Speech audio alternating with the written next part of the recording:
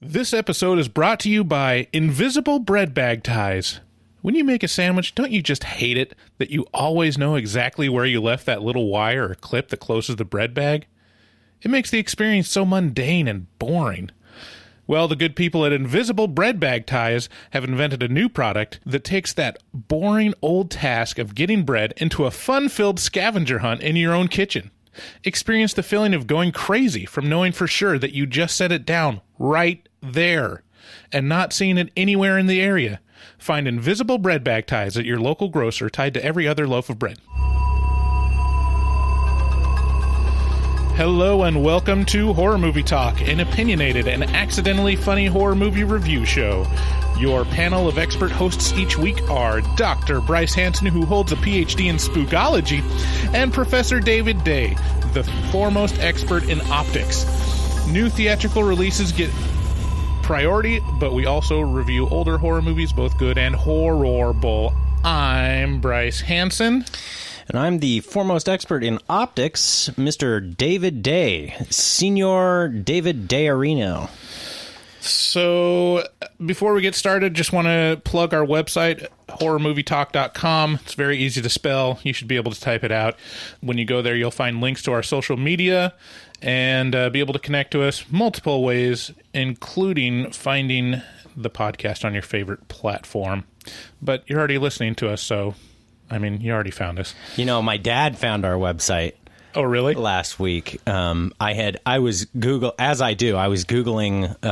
some of our different reviews to see, you know, how we were doing, and I left that on his computer. I was talking to my brother who was in his office, and yada yada. I left it on his computer, and so my dad ended up seeing it when he turned his computer on, and you know, we've been running the podcast for going on 2 years, almost getting close, and so my dad calls me the other day about some mundane thing, and he's on the end of the call, he's like, "Oh, I saw your podcast website thing." I was like, "Oh yeah, did you listen?" He's like, "No, I didn't listen, and I didn't look at it at all. I just wanted to tell you that it looked good. You know, what I did see looked really good." And I was like, "Thanks, you fucking asshole." Yeah, I saw it on my browser and immediately closed it, but good job. He made very clear. He's like, "No, I did not listen. I did not look. I just glanced." Right. So very good. So if you guys you could tell us the same thing, and I would feel just as good, maybe better. We release new episodes every Wednesday, so please subscribe. And if you own an Apple device, please leave us a rating on Apple Podcasts. You don't even have to leave a review. Just smash that star button. Yeah, smash it. That's what I tell my wife every night. We've got a great show today. Today we're talking about The Invisible Man. Dude, I can't wait for this. I feel like this movie may be one of the best movies of the year, and we're so early. It's it just got done so fast. Yeah, we got a lot to talk about this movie, but suffice to say, it's good. You should go see it. If you haven't seen it, don't listen to the spoiler section. Today we'll start out by giving a brief review and our score for the movie. We score on a scale of 1 to 10, 1 being a miserable dredge and 5 being an average film that hits all the expected marks and doesn't have any surprises, and 10 being so good it transcends genre boundaries. So after we give our score, we get into spoilers and take a deeper dive into what we liked and hated about the film. Later on, we'll do a couple bits. We'll do the long lost bit called Taglines that we all know and love. Did you come up with Taglines? Yeah. Okay. A little taste. We'll give you a little taste of Taglines. And then we'll also do It Came From Social Media, where we'll read some of the feedback we've gotten from our various social media accounts. So yeah, we went and saw The Invisible Man, and it's worth seeing. Okay.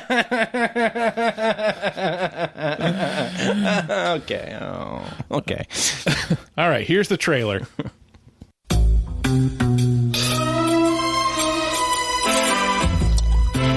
It all started on a Tuesday in March.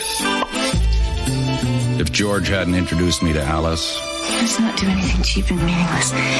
Okay, what do I owe you? And she hadn't been so spectacular, maybe I wouldn't have gotten so loaded that night. 10 minutes. Be as good as new. And none of this would have happened. Something's happened at the Magnascopics facility in Santa Mira. Next thing I knew, I went from high profile to no profile. What have they done to me? Wait a minute, who are you guys? Keep your mouths shut, all of you. You're in a state of molecular flux. If you want to live, you're going to have to trust us. Where have you been? Everybody's looking for you. I'm here. Sort of. I want my molecules back! Now there's a price in my head. The single most exotic intelligence asset on the planet is ours. I don't sleep well. I can see through my eyelids. I can see through the top of my head. But I'll never sell out. Think of the adventure we could have together. Oh, yeah, we can go to Frontierland. Don't be afraid. It's me, Nick. You want to sit down? If not for Alice, We're the only people that can give you your life back. I'd be lost forever. You have a face again. You don't have any body makeup, do you? Dropped about 10 pounds. But I'd look great naked. Alice! Go away! She saw me through it all. I got him. I love you! Chevy Chase. Morning. Morning. Daryl Hannah. Boy, how am I going to tell my mom about this? Just tell her you met a guy. Could be serious. He's transparent. Memoirs of an Invisible Man. A John Carpenter film. Oh shit!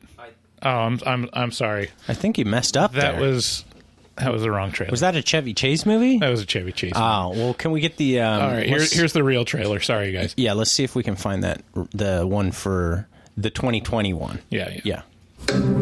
As the attorney representing Adrian's trust, I'm required to read a prepared statement.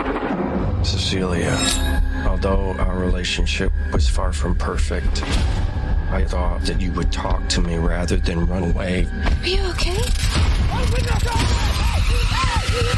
What happened to him? He cut his wrist. Per his final wishes, you're getting $5 million. Contingent, of course, on the fine print. He can't be ruled to be mentally incompetent. It just doesn't make any sense. What? Adrian wouldn't kill himself. Listen, you're getting your freedom back, okay? Don't let him haunt you. Hello?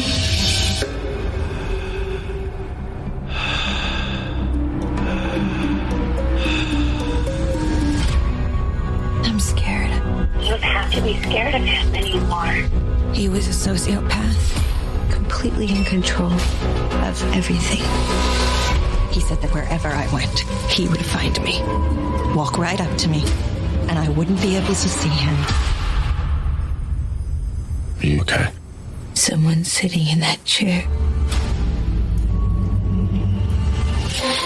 I found something that can prove what I'm experiencing. You need help.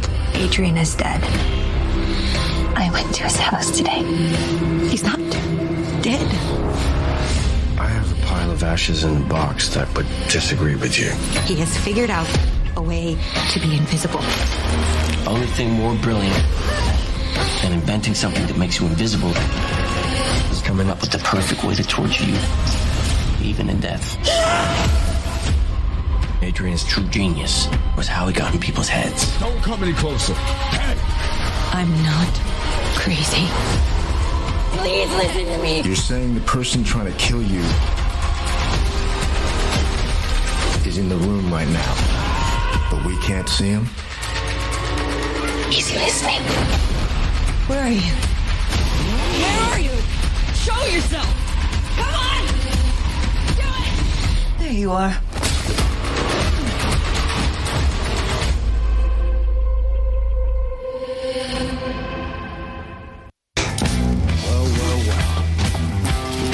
That ain't the invisible gun. All right. The only thing more brilliant than making this great movie is making a trailer that seems like it's giving everything away, but actually has a bunch of dummy footage in it. Yeah, I just saw a comment on Reddit this morning about that. But just listening to it, you can hear I remembered the trailer and being like, oh, well, there's a part where he sits in a chair and you can't see him and she's sitting there looking. That didn't happen in the movie. There's a bunch of dummy footage in that thing. Yeah, if you're wondering if the trailer gives everything away, I mean, it gives you the premise of the movie and pretty much what goes on in the movie, but it doesn't give away any of the critical stuff, like a lot of the details and any of the really scary scenes. Yeah, great trailer. Yeah. And the stuff that they do show that, like in the trailer, in context, it's way, way better. Yeah. Oh yes. Yeah, it's this is a good example of a trailer that the tone of the trailer does not match the tone of the movie at all. The tone of the movie is much more refined, where that trailer is really like hyped up. Yeah. Yeah, I think it's going into the movie, the trailer made it look like, oh, this is going to be a good movie. Yes. Like, it looks quality, but coming out of the theater, it's a great movie. Yeah, it's really good. Really. So, The Invisible Man can be seen in theaters now. The film follows Cecilia, played by Elizabeth Moss, as she fearfully escapes her manipulative and violently abusive boyfriend, Adrian. Soon after she leaves him, he commits suicide and leaves her a considerable amount of money in his will. Her deceased ex was one of the world's foremost experts on optics and was very wealthy. Cecilia is still mentally scarred by her abusive ex, and she finds it hard to believe that he's actually dead. This seemingly unreasonable paranoia gets confirmed to her as she is haunted by an unseen tormentor. The Invisible Man ramps up the terror and violence to the point that everyone around Cecilia assumes that she is having a mental break. Even her closest friends and family don't believe her and leave her hopeless as she tries to defend herself to prove that her ex is still alive and continuing his abuse. And I'll tell you what, this movie is a breath of fresh air after a stagnant 2 months of new releases in the horror category. Yeah, like a real slew. Like they were just every week, some other 5 out of 5, 5 out of 10. 4, the high 5 maybe. Yeah. It's written and directed by Leigh Whannel, who you might know as the writer and director of Upgrade, or as an actor in The Bye-Bye Man. He shows himself to be very competent at writing and directing in this film. The opening follows the motto of show, don't tell to a T. So much is communicated about Cecilia and Adrian's relationship just from her actions and facial expressions in the first 5 minutes of the film. Yeah. The film also shows a lot of well-tuned restraint by not focusing on the sci-fi elements like most other Invisible Man movies do. Like every Invisible Man movie I can think of really focuses on, we invented this new technology. How are we going to use it, and what are the repercussions? And then, of course, they use it for bad, or something bad happens. Spying on chicks in the shower, obviously. This one doesn't really do that. It explores themes, especially the topic of abuse, in a really interesting and thought-provoking way. It really brought to my mind how abusive partners are often invisible to the world, since that side of the abuser's personality isn't often shown to others. Yeah, that's a really good point. Yeah, the historical abuse of Cecilia in this film feels real and tangible, even though it's never shown in flashbacks. It's communicated through the after effects and trauma that Cecilia displays. What is her name? I'm sorry, the actress? Elizabeth Moss. Elizabeth Moss is the actress, the go-to person if you want someone who in your film or show who is being abused. That woman is capable of so much of the range of abuse and victimhood. Like, her range is that. Yeah, I mean, even in Mad Men, she was picked on. Yeah. She's like, well, this is the patriarchy. Yeah, her brow is constantly pinched in the middle in a little furrow of concern, or, and even when she's happy, it's like, maybe. Yeah. How long will this last?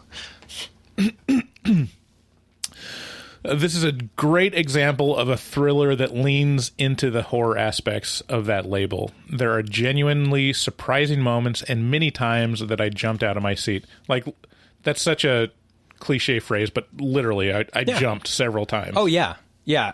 The way this movie handles suspense and tension, dead on. Perfect. Yeah. And it... Like, it's such a fucked out concept, Yeah. You would think that that they would go a really obvious route, but instead they just took the concept, stripped it down, gave it a new veneer, and focused instead on the mechanics of what works about this. Well, and that is the dread of an unseen person in the room with you, who's probably malevolent, and who's just wants to mess with you. Yeah. And it works so well because it's not this goofy sci-fi. It's just a ghost story and a home invasion story, kind of like with a twist. It's very interesting. It really, really focuses on the human element and the relationship between Cecilia and Adrian. And her other relationships with these other people that are very important and that are interesting, have interesting elements to them, like a drama would, where you're invested in each of these relationships, and you don't want her to have to get on anyone's bad side, but Adrian just keeps coming back. Yeah. So, in short, this is a very, very good movie, and you should definitely see it. Yeah, I'm excited. Like, I'd go see this again. I would take my wife to see this again, and I'm not a big fan of going to see movies 2 times in a row. But definitely a great movie. So, let's give our scores. I mean, about halfway through the movie, I was like, this is definitely like a high 8. And then walking out, I'm like, no, this is a 9. At the start of the movie, I was skeptical. And I didn't, usually I'll think about score throughout the movie. I'll be like, where am I at now? Where am I at now? And at the start of the movie, I guess I was like, oh, this is a pretty strong 7, and it just kept climbing, and it just kept climbing, and the movie kept impressing me, and by the end I was so delighted with the result. I'm giving it a 10 for sure. Yeah. I'm just excited about the movie still. I mean, even the reason why I'm not giving it a 10 is I'm a little bit of a stickler. There's one thing that I'm like, that kind of tainted it for me, one particular story decision, and then the other is like, I'm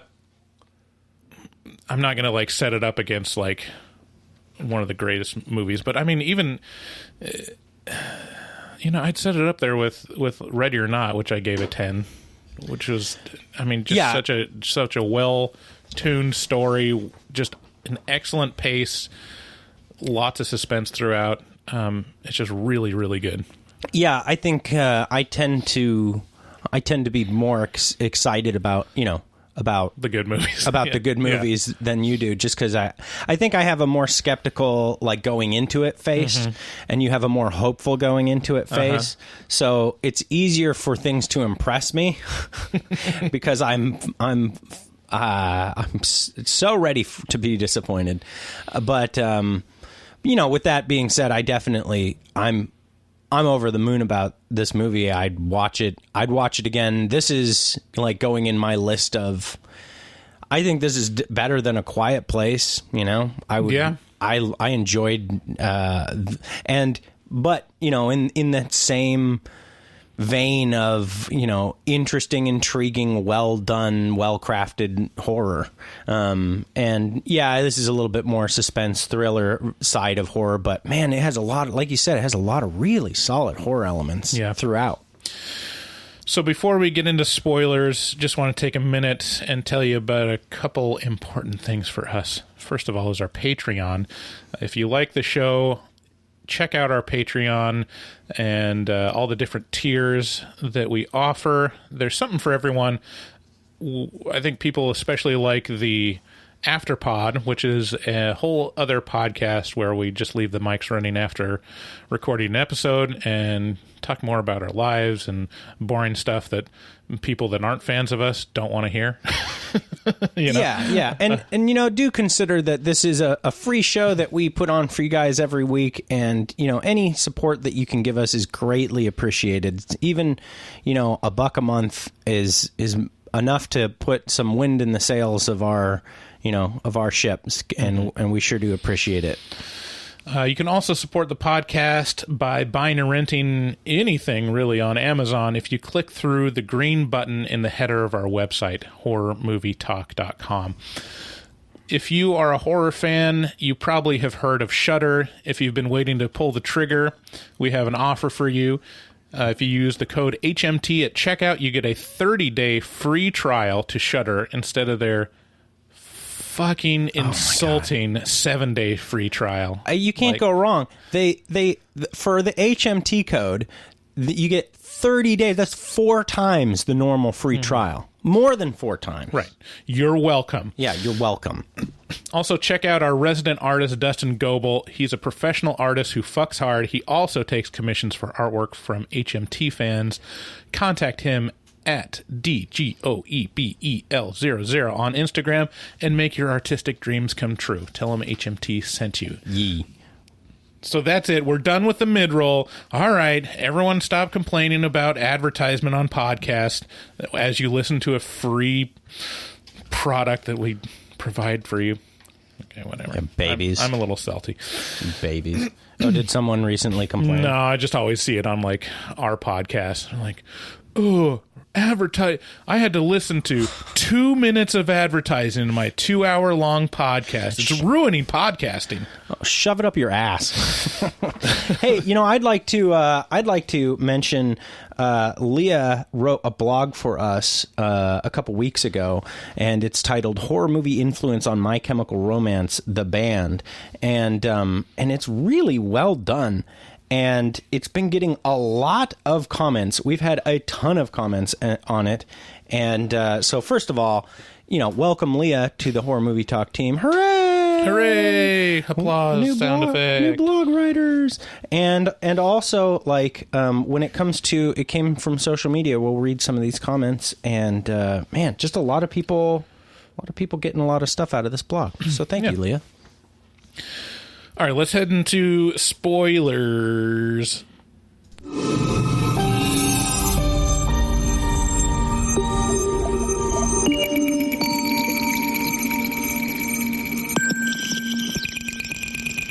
Spoilers.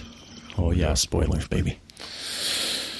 Okay, so, there's a lot of stuff to talk about, but first, I want to talk about how much I want that house that they live in. Man, it's so pretty. Oh, man. Okay, so this is I don't know, one of the nice parts of LA, Malibu or something like that, where, it's a house that's right up on the cliff. Yeah, of the ocean. And the bedroom extends out over the cliff, so it's there's just water, 180 degree surround, just floor to ceiling, wall to wall windows, just the whole way across, and you can hear the waves crashing. It's like having one of those sharper image wave sound things, except you don't need it's just the ocean. It's just the ocean. Except it's the source of all of those recordings. Yeah. Let me provide the soothing ocean sound so you can fall asleep.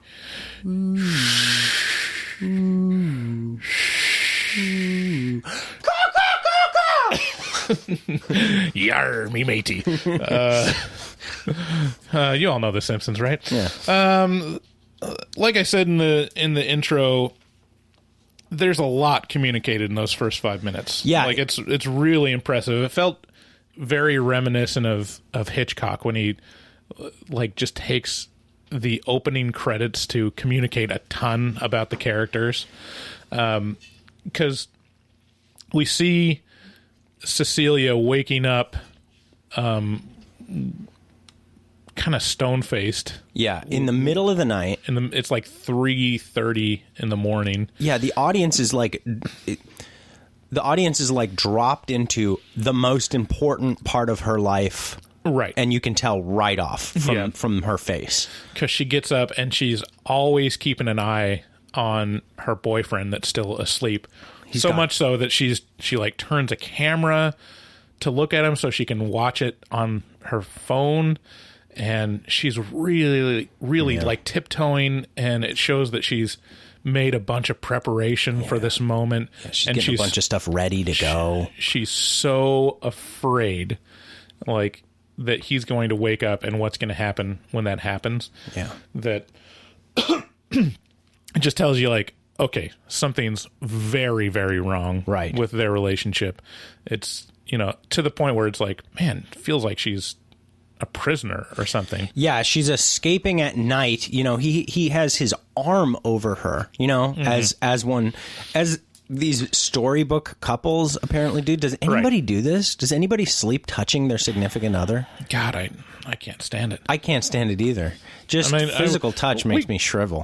We cuddle, like, when we get in bed. Yeah, sure. And then, like, about 10 minutes later, I'm like, all right, get the fuck off me. You get on your side. Yeah. What is this? Yeah, I can't understand. And if she moves, it makes me, like, jump awake, and I'm like, oh my God. I got karate chop arms ready. Right. It's just really impressive how they communicate it. And really, the Adrian character is pretty, quote unquote, invisible to the audience in terms of a character. We don't know anything about Adrian other than nothing. He's abusive, and he really, really scarred Cecilia mentally. Yeah. We aren't shown anything in flashbacks or witness him abusing Cecilia other than a brief moment as she's being driven away. That's all you have to go off of is her reaction, and then one moment where, and it's shown in the trailer, like him running after her. Yeah, at some point she sets off in her. At some point in her escape attempt, in her successful escape, she sets off the car alarm, and that wakes him, and then she climbs over the estate wall and runs off into the woods where her friend has a car waiting for her. And at that point, her sister has a right. car, Sorry. Yes, I'm sorry. And at that point, Adrian catches up, breaks through the window, and says, "How can you do this? Don't leave me. I'll get you. Curses!" Yeah. And yeah. So she escapes, and also another thing that it's shown, it really shows like a depiction of her really having mental scars from him, because she's like hiding out at her friend's house. It's this guy that's a cop and is a single parent with his daughter. And why's he got to be black? I didn't say he was black. I know. I made the conscious decision not to, because I knew you were going to say that. Mm-hmm. It shows Cecilia, and she has basically agoraphobia from agoraphobia. She can barely walk out to the mailbox because she's so fearful that Adrian is like around and stalking her. She knows he's going to find her because he's incredibly wealthy and has resources. Yeah. And he was so manipulative and controlling that he's like basically demigod level fucking with you. Right. And not only that, it's the perfect cover for all kinds of different things. So the way he got so rich and powerful is he runs an optics company. Mm-hmm. So he's an optics scientist or something. So like having an eye on things is his business. Right. Like being able to surveil is what he does. Yeah, and lots of little touches. I forgot until now that she like uses whiteout on the webcam of her laptop. Yeah. She's just going so over the top that you're like, wow, this guy must be a monster. Yeah. What's the name of the guy that she ends up kind of shacking up with? The cop, the black cop guy. He is a hunk. I have a note on that. His name, okay, so the character's name is Aldous Hodge. Okay. And he's played by James Lanier.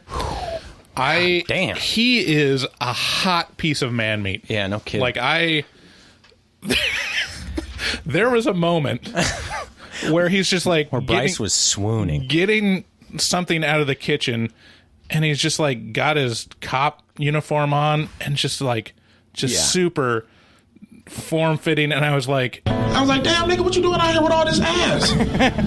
Double cheeked up on a Thursday afternoon, hella ass. The sun is still out, my nigga, and it was just, I don't know, man.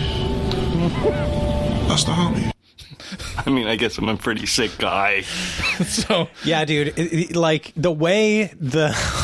Okay, so this is the gayest part of horror movie talk for sure. Mm-hmm. But the way his ass? No. I was totally checking out his ass. No, I'm just saying the way his uniform fit him, like he's like a fucking triangle, up top, and he's got this little waist, and he's got all that ass, and it's just like, damn, like it fit him. I was like, damn, nigga, what you doing out here with all this ass? What is he doing with all that ass? Yeah, I'm glad that you noticed it too. The uniform fit him so well. Yeah, I was like, I get it now. I never really understood the man in uniform thing until I saw that guy, and I was like, holy shit. Yeah, I mean, everyone's a little gay, right? Yeah. Oh, yeah, absolutely. After watching Kinsey, I understood, like, okay, everyone's got like a little I had percentage. to take my sweater off just now. Yeah. I'm getting hot. No, but I mean, everybody can recognize and appreciate a beautiful human being. Like Brad Pitt, it's just, everybody's like, oh yeah, I'd fuck Brad Pitt. Like, yeah, I mean, everyone's got a shot, really, if you're completely gorgeous. Yeah, exactly. I don't know, if you were to give yourself like a percentage, like what percentage of you is gay? Oh, it's pretty low. It's probably like, I mean, I can recognize just beauty, So I don't know, whatever that makes me, somewhere in the 3 to 5% range. Yeah. Pretty. Yeah, I mean, I think this guy brought me up to like a 10%. God damn, that's pretty high up there. No, but the thing is, it has nothing to do with. There's no sexual attraction there. It's just like, oh my god, like look at like. It's like looking at a pretty car. You know, it's like, oh goddamn. Well, obviously, I get why people like, Lotuses or whatever it is. I don't know what a nice car is. Yeah, I mean, a Porsche has beautiful lines, and it's like that's just undeniable. I mean, I'm not gay, but I did want to touch his ass. Okay, so what are you doing out here with all that ass? One of the elements of the direction and the choice of shots, it was very reminiscent of Paranormal Activity. There's lots of shots of empty space. Yes. That you like, something's happening. And you're looking for it. You're looking for your eyes are roaming the room, and you're like, what does she see? And then maybe there is something, but probably there isn't, and it works just as well. Yeah. Yeah, it's a great. I love that tool of just these long. That brings up a point that I have this written down several times in my notes. Mm-hmm. Amazing camera work and framing in this movie. Right. Like this movie is so intentional with the camera work. Just like what you said. And there are a few parts where it's kind of hokily set up, like there's one part that shows up in the trailer that also shows up in the movie where it's basically the first time we get to see the Invisible Man interact with anything, which is in the kitchen, and he pulls the knife off the counter and then turns up the stove top, and that's kind of hokey. But I mean, it felt like a haunting. It was like a ghost. Story. Yeah, it did. Yeah, he was so quiet that it really worked well. The other thing I didn't notice, but has been brought up in interviews that I've seen, is there's a lot of long takes in this movie. Yeah. A lot of one-shots. But it's not to like a noticeable degree to me. It wasn't like The Haunting of Hill House where it's very obvious, that it's intentional, that this is a really long take. But anyways, there's an interview, a clip I wanted to play of the director, Leigh Whannel, talking about this. Yeah, he's great.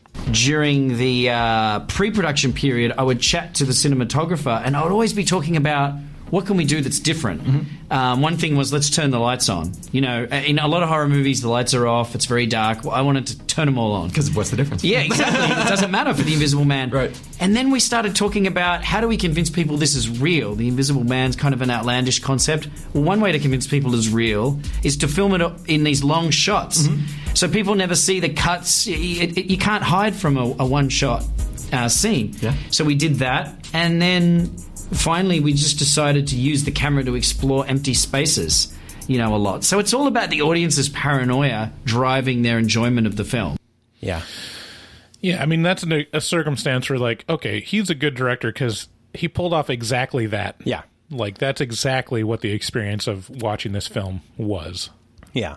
It's and I appreciate that style of camera work, because sometimes not often, but sometimes they'll throw a little Easter egg in there for you, and that's what your eye's searching for. Is like, oh, some movement over there.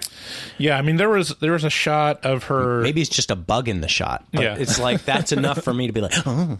There's a shot of her like window bay where the curtains were slightly moving, and I was like, "Is that him?" Yeah, like, it's hard to tell. I don't think it was intentional, but the window wasn't open. Right. I don't know. It was, you really have a deep sense of paranoia. It's like something's going to happen. Yeah, something's going to jump out.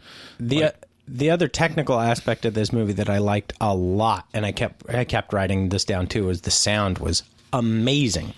Like, lots of silence. Lots of, but like, kind of, I don't know how to say this exact. It's like complex silence where it's quiet, but you have the night sounds, or, or there's a creak in the floor, or something like that, where it adds a little bit of depth to it that just adds to the tension, but doesn't break it. It's not like a jump scare.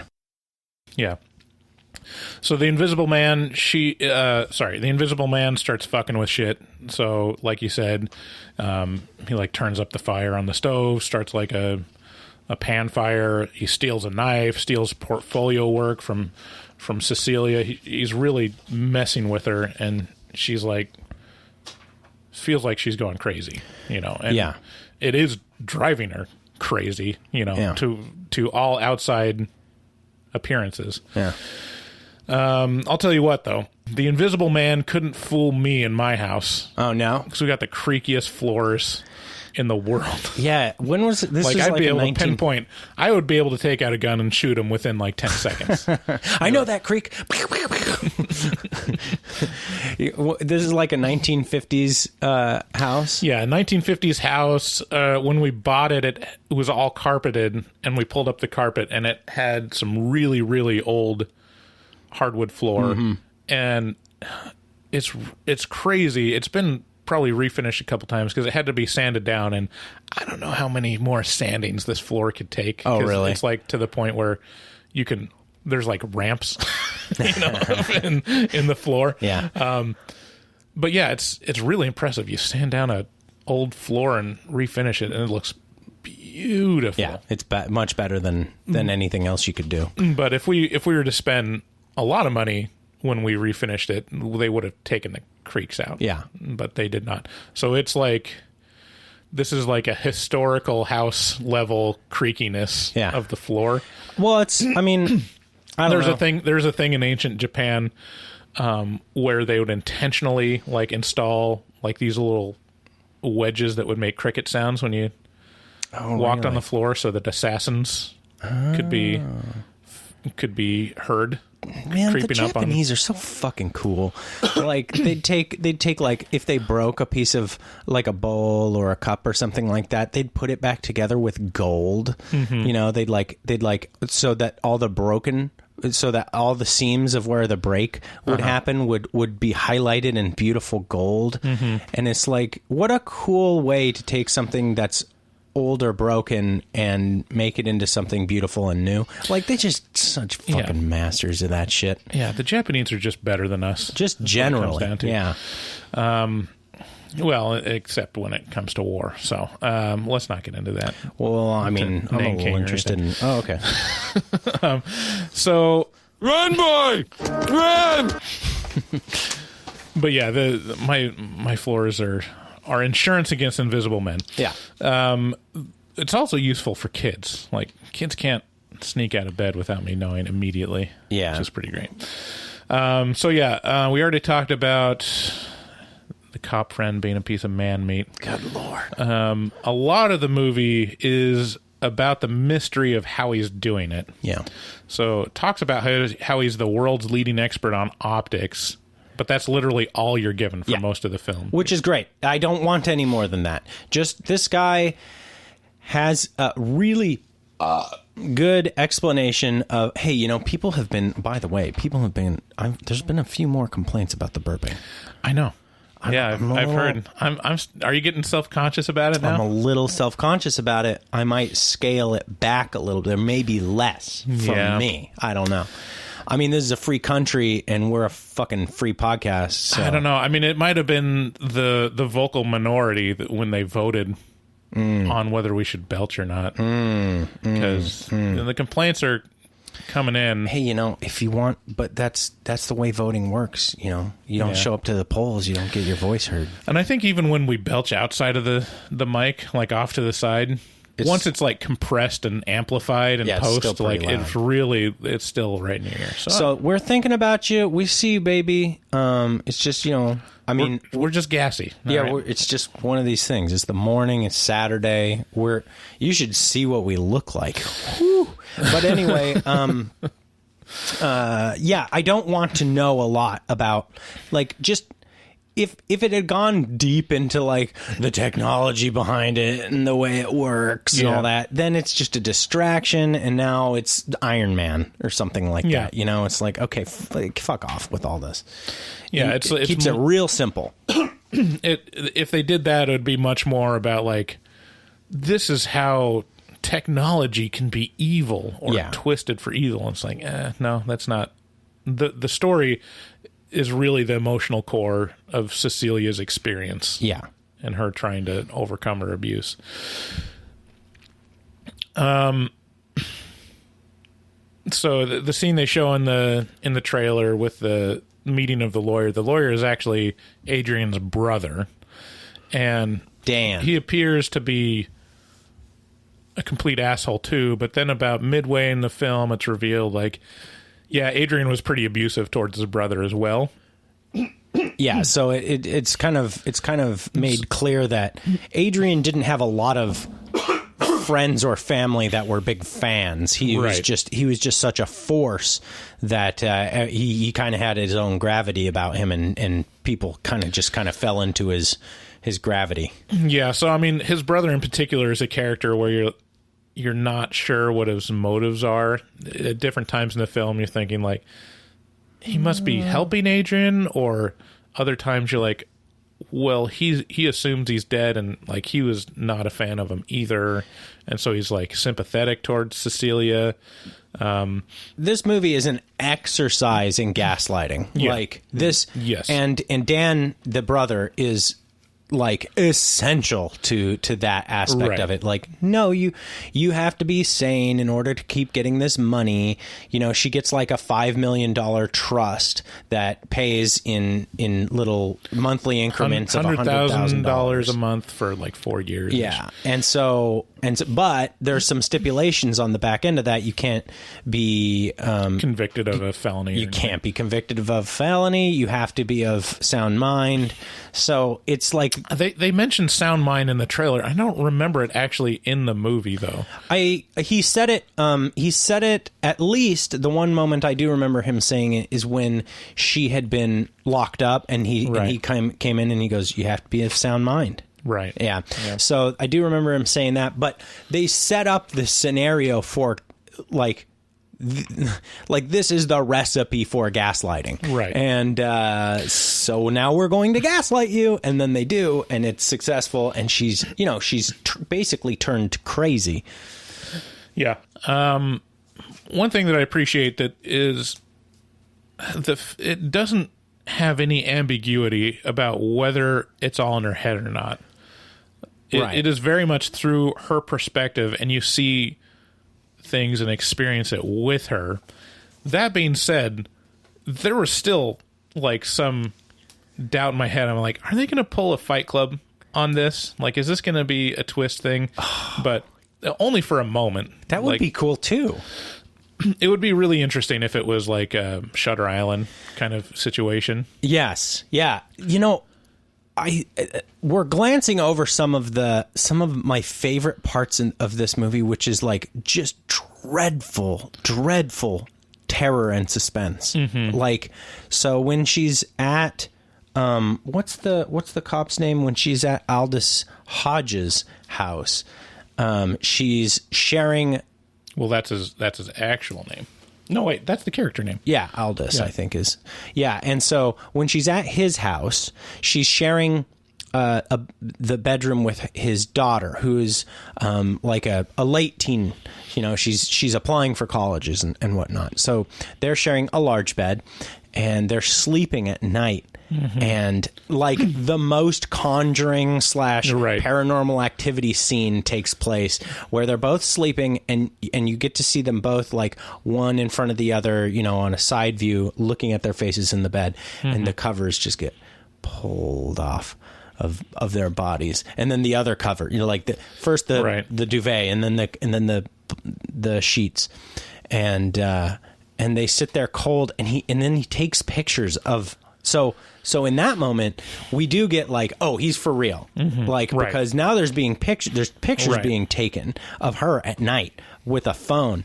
And then she wakes up because she's like, what, mm-hmm. where are my blankets? She walks over, grabs the blankets, which are weirdly neatly piled at the bottom of the bed, mm-hmm. starts pulling them back, and then he steps on them. You're right. And it's like, oh, yeah. Ooh. If that happened, I would lose my shit. I would attack the air like a ninja, or I'd run away and scream. I don't know what I'd do.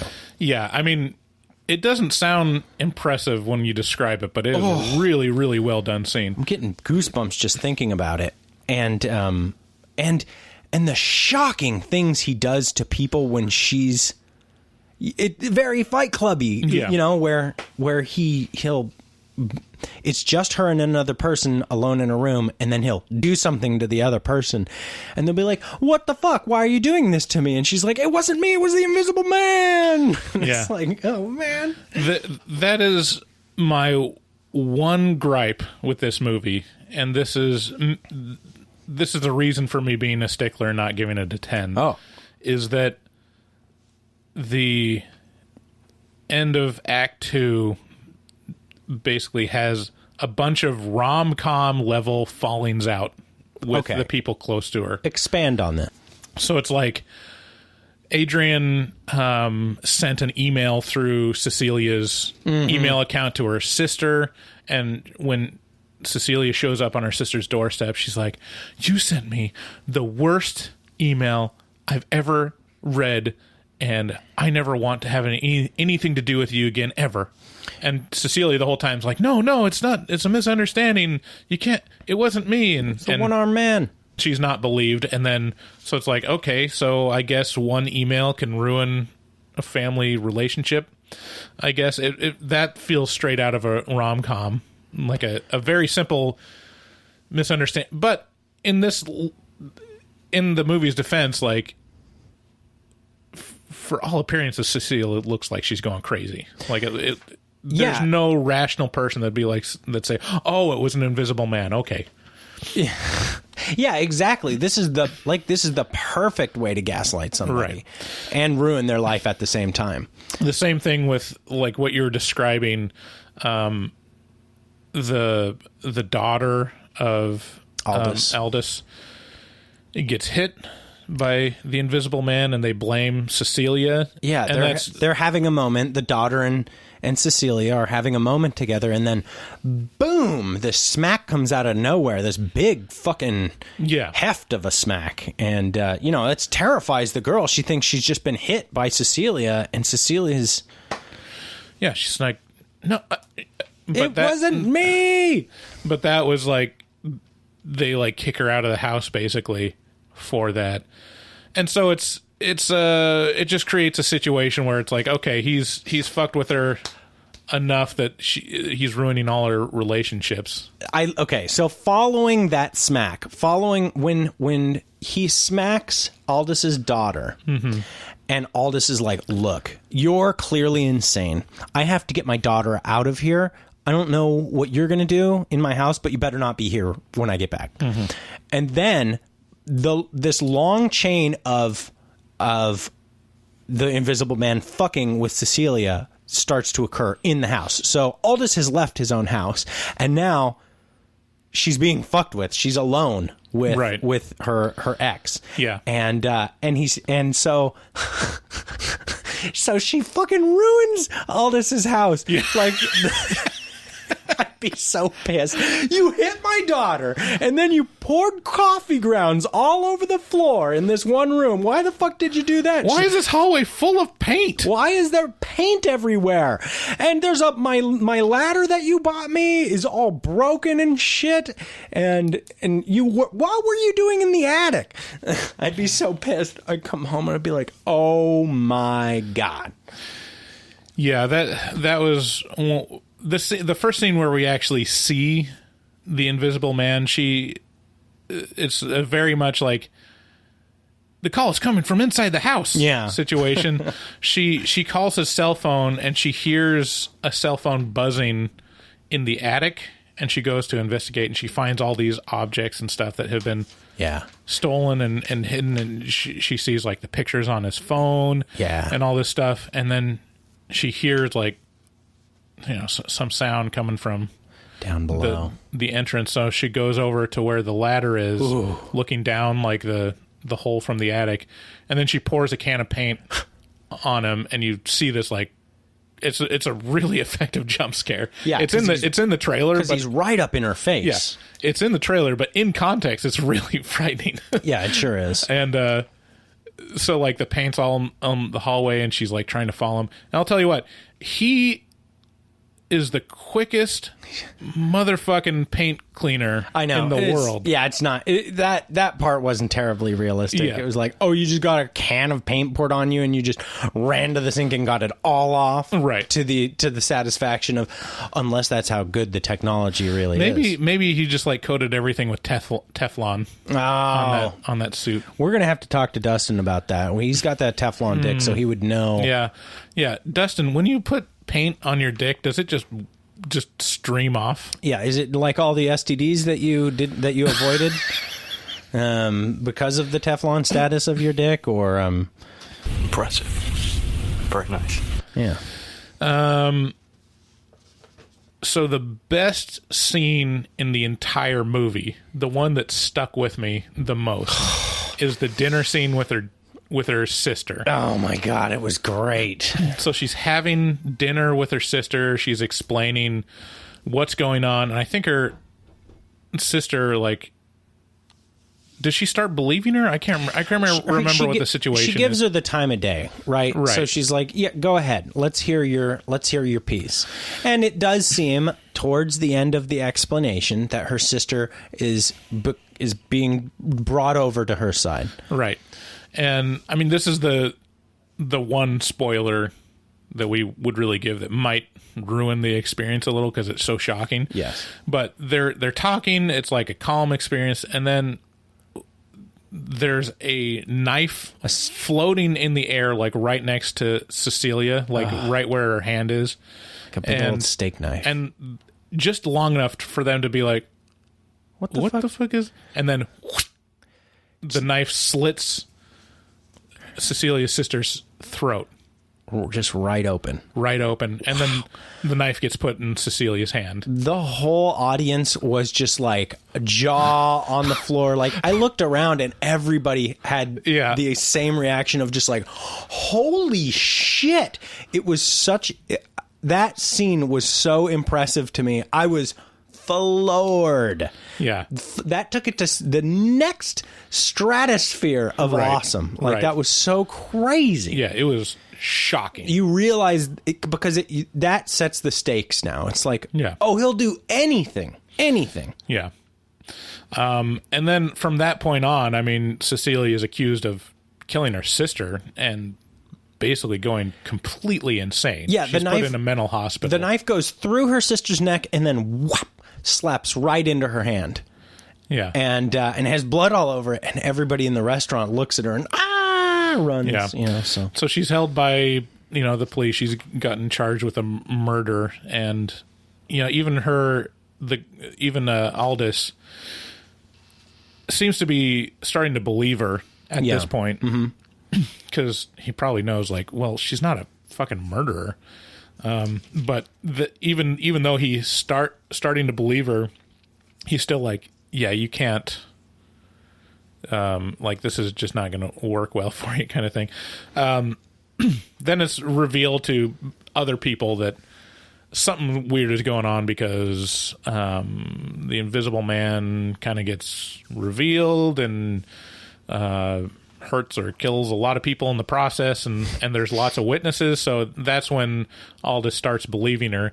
But even then, he's like, well, we gotta take this easy out that he's given us, because it's revealed when he's unmasked it's Adrian's brother.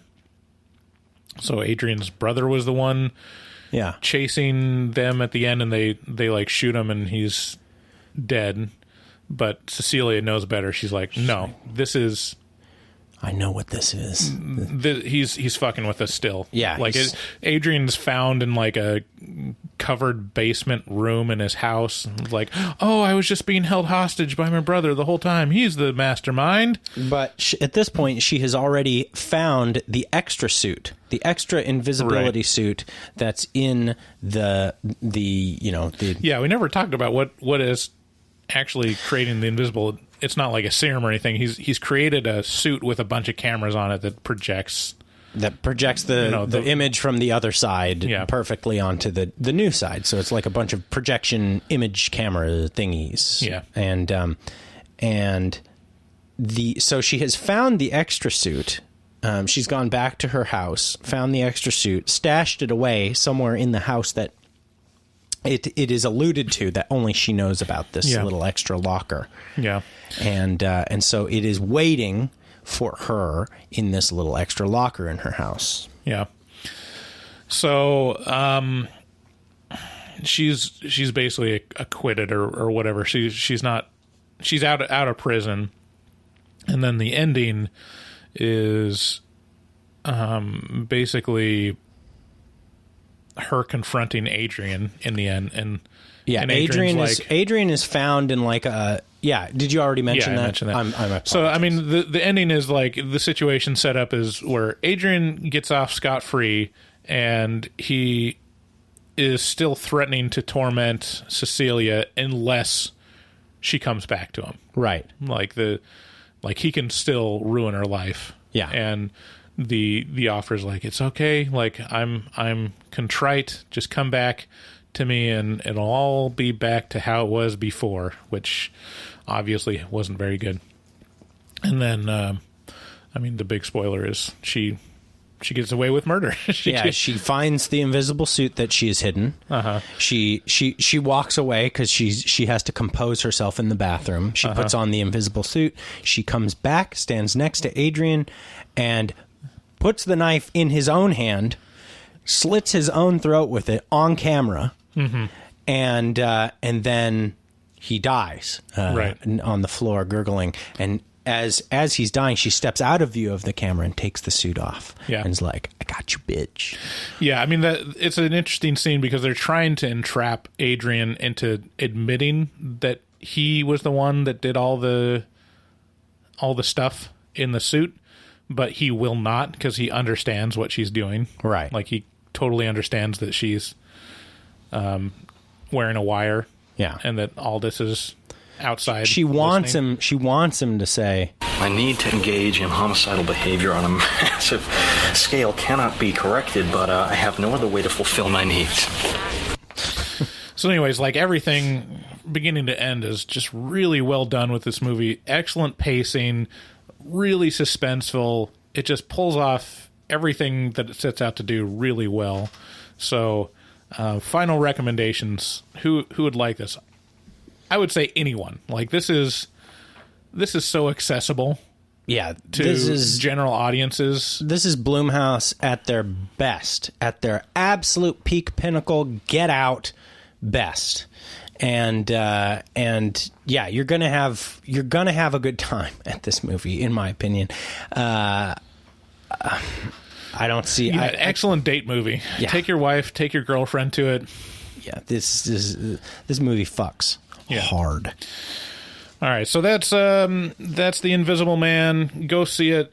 I mean, I guess it's technically a remake, but this is it feels so original that you should support movies like this. Yeah, this is only a remake in title. This is a totally new story that is cool to me. I enjoyed it. So if my word means anything to you, and if Bryce's word means anything to you, go see it. All right, let's do taglines.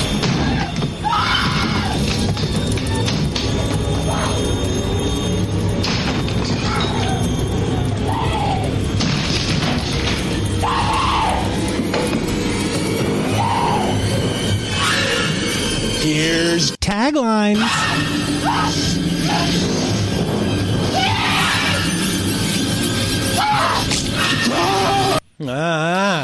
So taglines is a segment where we come up with alternate taglines for the movie.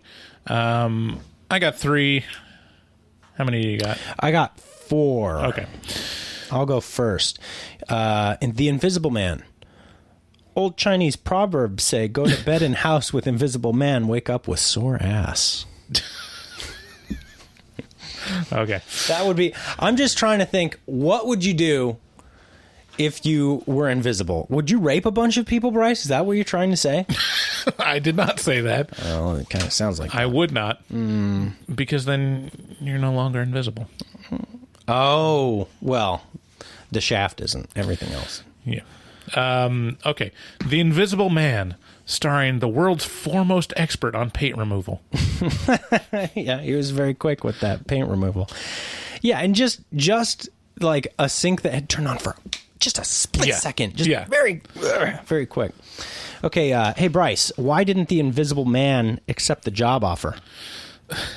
This is not how taglines go. Hey, but, this okay, is how taglines go. How did he the job offer? Why didn't the Invisible Man accept the job offer? Why not? He just couldn't see himself working there. He just couldn't see it. All right. For the record, I did give David advance notice on the taglines. He's been complaining that I didn't give him enough notice. I told him last night. He told me after I had gone to bed. I told him last night. Says he was. It was impossible for me to know because I was asleep. He was active on Steam. I was not. You said I was away on Steam. It said it was away, but it wasn't. It wasn't. You weren't signed off. So you were a bad person. I send you messages all the time when you're away, and you respond. You're a bad person. Okay, The Invisible Man. You get a throat slit. You get a throat slit. You get a throat slit. Yeah, there were a few throats being slit in this movie. The Invisible Man. Doctor, there's a patient on line 1 that says he's invisible. The doctor says, well, tell him I can't see him right now. Knockknockjokes.com. All right. The Invisible Man, the much anticipated sequel to Now You See Me Too. Okay. The there's a clip of Dan Harmon complaining about Now You See Me Too that's just so great. Because did you see Now You See Me? No. It's awful. It's just such a dumb, terrible. Is that a horror movie? No, it's not. Is that drama? It's like a action adventure thing starring magicians. Ooh. But the first one's called Now You See Me, and Dan Harmon is like, this communicates so much about the creative impulses of the people that make these movies that the sequel is called Now You See Me 2. When the title of the movie is alluding to the phrase, now you see me, now you don't. Oh. Like, it's such the most obvious sequel title in the world. I don't know how to feel. Now you see me too. I don't know how to feel about Dan Harmon. I kind of feel the way about Dan Harmon the way I feel about Kevin Smith. No, he's way better than Kevin Smith, but I still feel conflicted about Dan Harmon. He seems like to have like a very toxic personality. Yeah, he is not good with interpersonal relationships, or at least like, yeah, I mean, he seems like pretty like barely functional alcoholic kind of thing. But his work is so good. Like his stuff is so good to me and so sharp that Does that include Rick and Morty? I don't know. The Rick and Morty thing, the phenomenon of it sickens me. But the show is good. Yeah, I don't like the phenomenon either, but the show itself and some of the stuff in it is just so great. Yeah, it's very edgelordy, which is both what saves it and what doesn't. And I love Community. I've loved a lot of stuff that he's done. Yeah, anybody who can stand to work with Chevy Chase for that long. A Chevy Chase heavy episode here. That's a something to his in his corner that he really fucked with Chevy Chase, and that's why he was kicked off of the show. Oh, really? Yeah. That's why Dan Harmon was? Yeah, Dan Harmon was kicked off of Community. Chevy Chase over the writer? Right. Yeah. Wow. Like the creative force. Everybody must have hated Chevy Chase. Boy, if they kick Dan Harmon off, he must be very unlikable. Right. I mean, he's, there's a documentary on him. We'll keep going on, but there is a documentary on him that I watched that really showed the behind the scenes stuff. And it's very apparent that he's a known commodity of being super, super talented, and whatever he writes is going to be good and successful. Sure. But he is probably the worst writer to work with because he is a huge procrastinator and a huge misses deadlines, and he's like he's able to like get away with so much stuff and having a giant ego just because he's so good. Yeah. Anyways, last tagline. So last tagline, the sequel to The Invisible Man, or I should say the alternate ending to The Invisible Man that'll be available on the Blu-ray when it's released, is The Invisible Man actually marries Cecilia, the Invisible Woman, and the kids, they just end up being nothing to look at. You know? It came from social media. Yes, it came from social media. To fill the world with terror, to bring you unforgettable suspense. What was it? Where did it come from? Who were the all-powerful creatures it brought from social media? And what did they want on Earth? The kids were nothing to look at. Did you get the joke? I understood it. The French. It Came from Social Media is a segment where we read comments and reviews from all around the world about horror movie talk. Okay. Gross.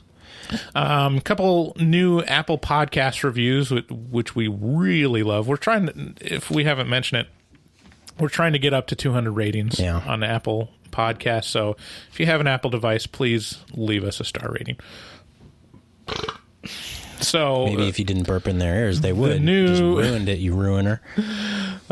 New review entitled "Fun Times" said from Picasso's Hoodie via Apple Podcast, said, "Great podcast. After hearing the Tara Westwood interview, I felt socially pressured to cancel David Day, but Bryce is still my ally.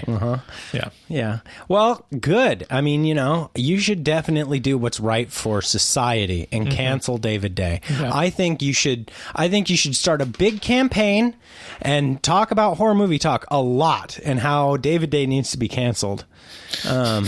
Because it'll only get us attention. It will.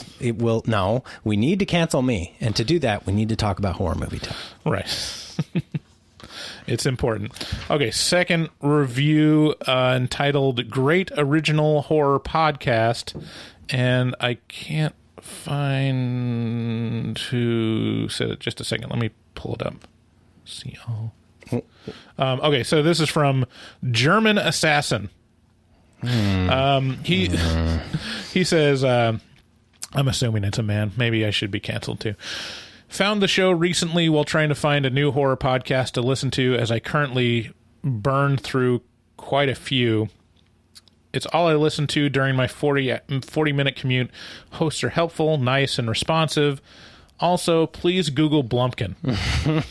Yeah, so we need to issue an errata for our sorry. Fantasy Island episode. Yeah, this is a big blunder. I referred to the phrase Blumpkin, and I incorrectly defined it as shitting into the tank of a toilet, and that's called an upper decker. Upper decker, you A Blumpkin is when you get blown while sitting on the toilet. Right. Very close, but no cigar. Oh, you done it now, Jordy Verrill.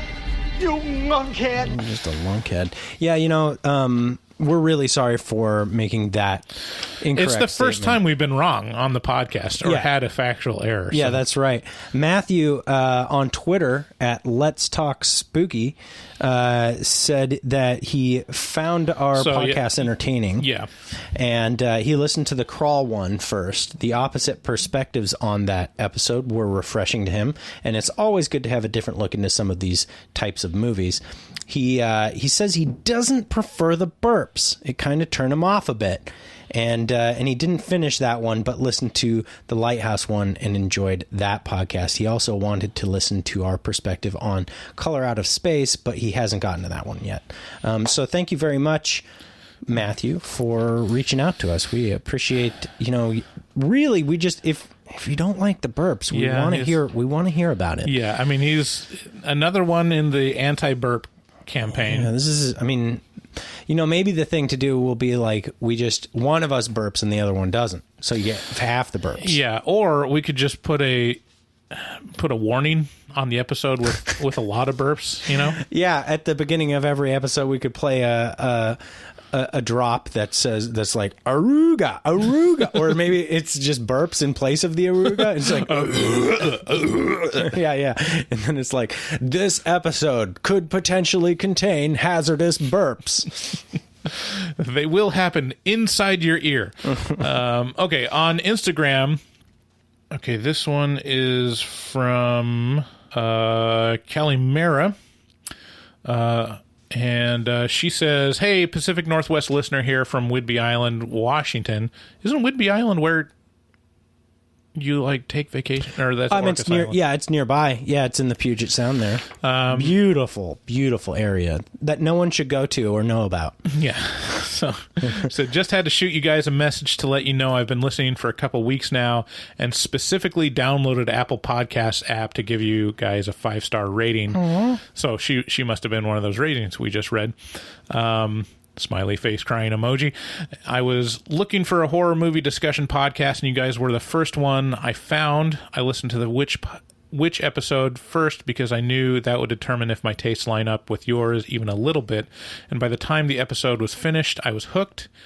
That would be like my litmus test too. Like, do these hosts like The Witch and Hereditary? Yeah. Are they going to be like, oh, it's so boring? Oddly enough, that is the standard by which we are most frequently judged, I feel. And yeah, but even one of our recent reviews said they didn't agree with us on our assessment of they didn't like The Witch and Hereditary, but they appreciated our breaking down, and they appreciated the movie more after listening to us, which is also very flattering. Yeah. Let's see. Yeah, look, you don't have to agree with us on anything, in my opinion. So much of this show has just gone to tell me that, like, your personal preference, your personal tastes are yours, and they're not wrong. And furthermore, like, just because we review something and we like it, that doesn't mean that we're right. It just means that we like it. Yeah. So, take it all with a grain of salt. It's silly to review art in general. So. That being said, we are experts. Yeah. I mean, I do have a doctorate in spookology. Yeah. And David is the foremost expert on Scarenono. So, are doctors wrong sometimes, though? Yeah, sure. All the time. We get diagnoses as incorrect. And, people die on the operating room table sometimes. Mistakes happen. And that's why I have movie review malpractice insurance. Right. Exactly. So she continues, my morning routine has become dropping my kid off at daycare and switching my Spotify app from Disney songs to horror movie talk for my commute to work. I especially appreciate that you guys have brought up how becoming a parent has really changed your experience as a horror movie fan. I have been a lifelong lover of the genre, but ever since seeing Mother while 8 months pregnant, I haven't experienced kids in horror movies the same way. Anyway, sorry for the novel. Love the podcast. Thank you so much. Pregnant. Yeah. Pregat. Pregnant. Mother. Okay, if you guys are into watching uncomfortable things, Mother is a Darren Aronofsky movie that I can't recall a movie that's made me that uncomfortable. Yeah, Darren Aronofsky is very divisive in his movies. Like, you either love him or hate him. Yeah. Like, and I always tend to fall on love him. Yeah. Well, too. I don't know. There's a couple that are people like a lot that I don't like. I really didn't like The Fountain. The Fountain was bleh to me. Yeah. The Wrestler was a fine movie, but not in his style so much. Yeah. I just like that I got to see Marissa Tomei's boobies. Oh yeah, those puppies were big, nice slappers. Yeah. Great state troopers. State troopers. Okay. Hey, should I read the next one? I skipped one on Instagram. Oh, okay, go for it.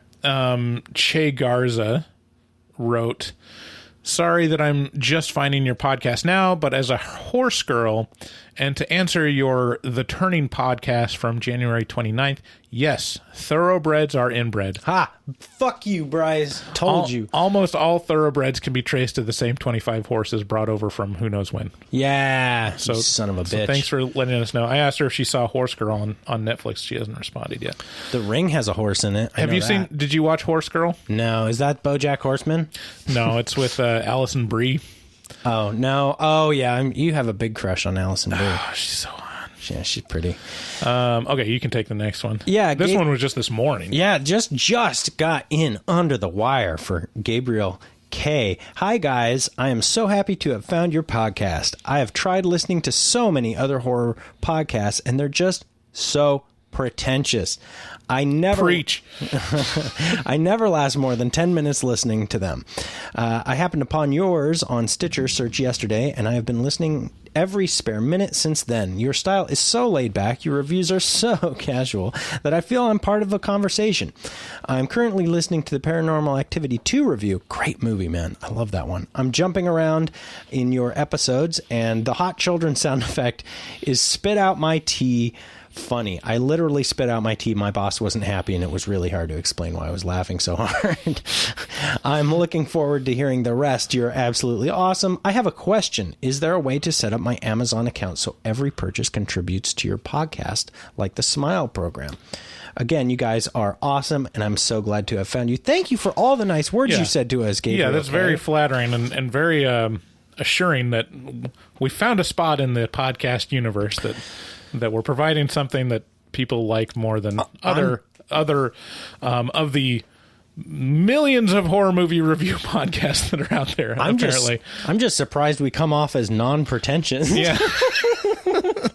I specifically try to be pretentious. Yeah, it's actually my modus operandi. In answer to his question, if you want to just every time you sign into Amazon, you're contributing to Horror Movie Talk. The way to do that is go to horrormovietalk.com, click through the button in the banner, and then once you land on Amazon, bookmark that link. Yeah, bookmark that URL, because that URL will have our affiliates signifier in it, or the affiliate code that will trigger. As for the app, like on your phone, I don't know that there's a way to directly hook up to the app. So if you do make purchases on your phone, that's a good point. It might be a good idea to go through, I don't know, it could be kind of convoluted to do that. I'll find out more and then get back to you guys, hopefully next episode, with info on if you want to hook your phone up to Horror Movie Talk, if you want to hook up your Amazon app on your phone to the Horror Movie Talk. If you really want to have an impact, the best way to do that is go to Patreon. If you gave us $1 on Patreon, that would most likely be more money than we'd get through Amazon. Unless it's like a pretty significant why purchase. Not both? I mean, that's true. It's just one of these things where it's like you're always purchasing things on Amazon, so might as well have 5 to 10% of it go to us, which is sweet, and we appreciate it. So thanks to all the listeners that communicate with us on social media, especially those leaving reviews on Apple Podcasts, as long as they're good. Please, if you have an Apple product, leave a star rating on Apple Podcasts, and reach out to us on social media. We love talking to you, and you might be featured in an episode of Horror Movie Talk. That's the show for today. Thank you so much for listening. Again, just a couple plugs. Amazon Associates, Shudder, and Patreon. Gabriel's a girl. It's not a boy, Bryce. You said, yeah. God damn it. This is the second time that I've gotten it wrong. You fucking dick. So I said it's coffee, one of those names that can go either way. Cigarettes and coffee was a girl, and he was actually a guy. Yeah, I'm just careful not to. It's just important not to gender people now. If it's a girl, it would normally be Gabriella. Hey, whoa, don't tell her what her name is, you fucking monster. I'm in what don't cancel David Day. Cancel Bryce Hansen. Cancel him. What are you doing? I'm just checking. I'm double checking. All right, well, I'll be damned. Gabrielle. Not Gabriel. Gabrielle. No. Gabrielle? Because, yeah, you have to look at the way she pronounces her name on her profile. It says it right here. Here. I can't play it on my computer. It says Gabrielle. All right, I'm sorry, Gabriel. Don't cancel me, cancel Bryce. All right. Anyways, please share the podcast with your friend, even if we misgender you. Maybe we should just say they, them, Caesar. There, Yeah. Mm-hmm. I mean, we should just ungender everything. Right. Well, I mean, my pronouns are it, us. Right. Check out Horror Movie Talk and follow us on social media on Facebook, Twitter, Reddit, YouTube. You can find us anywhere. Thank you so much, and we'll see you next time at the movies. At the movies. Bye, guys. We love you.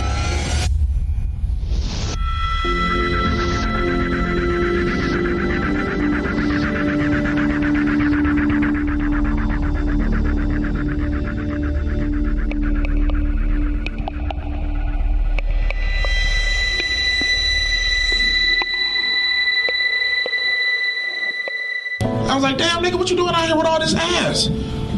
Double cheeked up on a Thursday afternoon, hella ass. The sun is still out, my nigga, and it was just, I don't know. I mean, that's the homie.